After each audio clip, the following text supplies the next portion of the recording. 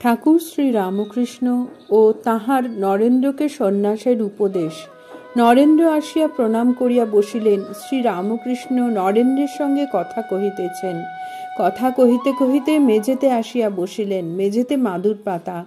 এতক্ষণে ঘর লোকে পরিপূর্ণ হইয়াছে।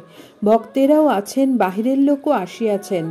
শ্রী রামকৃষ্ণ নরেন্দ্রের প্রতি, ভালো আছিস? তুই নাকি গিরিশ ঘোষের ওখানে প্রায়ই যাস? নরেন্দ্র, আজ্ঞে হাঁ, মাঝে মাঝে যাই। ঠাকুর শ্রী রামকৃষ্ণের নিকট, গিরিশ কয় মাস হইল নতুন আসা যাওয়া করিতেছেন।